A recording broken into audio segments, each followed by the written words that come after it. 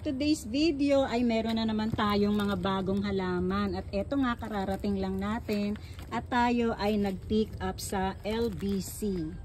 Ayan. So, ito po ay mga halaman galing sa Thailand. So, ito po ay mga imported aglonema na naman.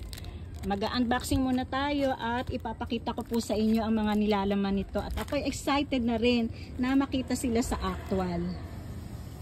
Pasilip lang muna. Ayan po, tingnan nyo. Nilalagyan ng supplier ng cotton itong ating mga halaman. Para safe na safe sa kanilang paglalakbay. Wow, may free! Check natin. Ito yung free natin. Si Aladdin. O, diba? 5 puno na Aladdin. Galing. Thank you so much sa ating napakabait na supplier. Thank you. Hala, ang ganda rin ni Godzilla. Ayan o. Ganito po yung itsura niya, no. Ang pagpapak nila. Hinahaluan lang ng ganito. Coco Peat na moist. Yan. Ito ang ganda. First time kong umorder ng Moonlight. Ang lalaki ng dahon niya, o bowl type. Diba? Very nice. So, ganito nga po yung itsura ng pagpapak ng ating supplier. Walang lupa, diba po? Kasi syempre, ang mga imported plants po, itong mga aglonema, hindi kasi gumagamit talaga ng soil. Yung ating pinagkukuhanan talaga, yung point of origin nito, which is Thailand.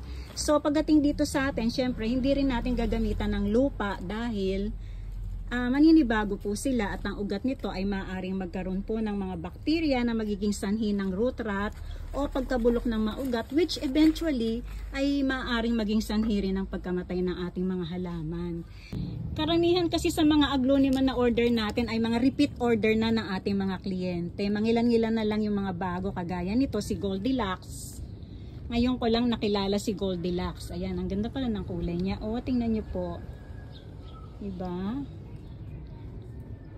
Parang may pagkakahawig kay Tiger tsaka kay Lights of Diamond. Ganda ng kulay, masarap sa mata. Ang cute ng pangalan nito, o 30 million. O diba, ang ganda rin. So, sa pagpapatuloy ngayong umaga, ipapakita ko sa inyo ang ating mga naripat na halaman. Ito yung mga bagong dating natin, ayan. Dito lang muna sila at ipapa-stable muna natin bago natin i-release. Mga 1 week muna po. Yan. Hanggang sa ang mga dahon po nila ay dumiretso na ang tubo. Kasi kung napapansin nyo po, stress pa sila eh. Mga nakalaylay pa ang dahon. Ayan o, hindi pa tuluyan na tumatayo. Mapapansin natin pagka mga stress ang halaman. Ayan o. Yan. Aabangan natin na tumayo niya. Mga 1 linggo lang po ang ating palugit at yan ay tuluyan ng magaganda ang itsura. Ayan. Maraming salamat po sa inyong pagsubaybay. Muli, ito po ang The Late Bloomer. Happy planting! Ito, tatanggalin na natin to. Makikiagaw pa siya ng energy sa ganda ng ating halaman.